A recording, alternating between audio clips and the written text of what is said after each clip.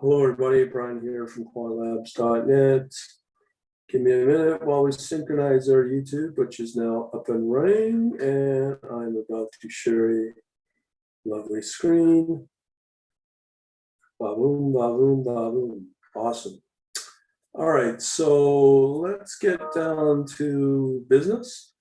All right, so you're looking at MotiWave, and what's happening is what we have is our usual leaders are leading the way, but we have some better ones that might start to outperform in the next day or so.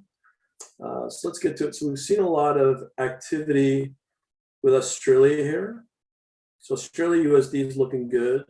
Anything Australia is all longs here, which include Australia against USD, CHF in Canada. And then you also have the pound against USD longing as well. You can see that big volume bar there. Also, we have a short on the pound against the Australian.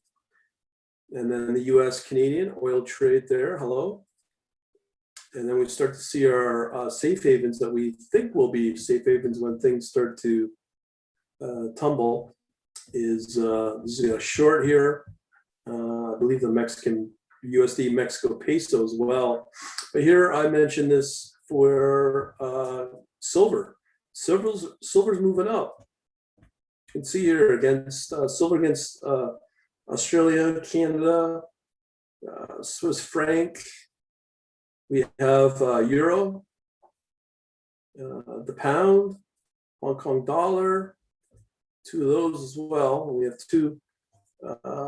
No, just two against the Hong Kong dollar. So funny enough, we don't see a lot of silver against, actually, let me go through that. So we have here Japan, yen, New Zealand, Singapore, two of those. So all the Asians are definitely moving silver up, but no silver in US dollar. Fancy that. So again, we have Australia again along there.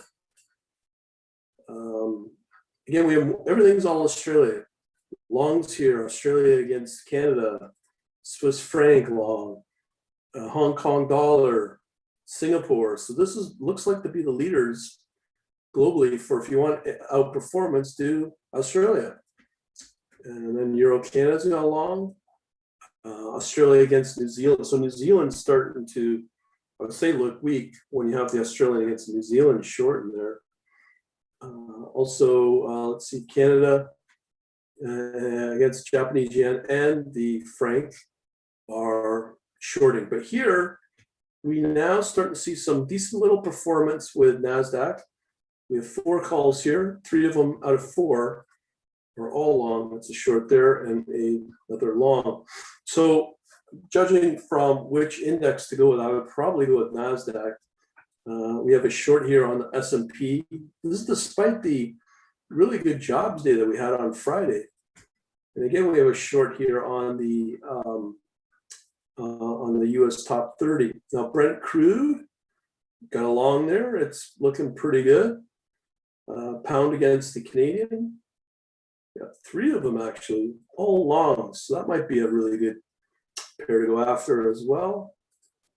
Got a short here against the pound against the franc, pound against the USD against the franc, and here we got the gold against the franc, which is longing and is performing there. Again, gold and Japanese yen, so it's kind of mixed when you have both the USD, as I said, the NASDAQ's looking pretty good, as well as the British pound, but really it's all about Australia right now. Obviously, I believe it's just because they've opened up in the virus and they're really opening up. So silver, again, Australia long, and we got another one against the pound. Australia, New Zealand, we do have this big short there. That's not good.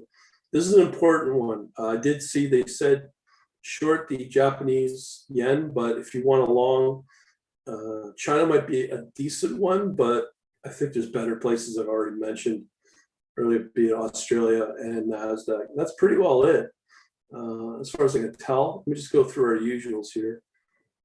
Let me just check out the 5-year bond. That's still dipping. So the 10-year is not good.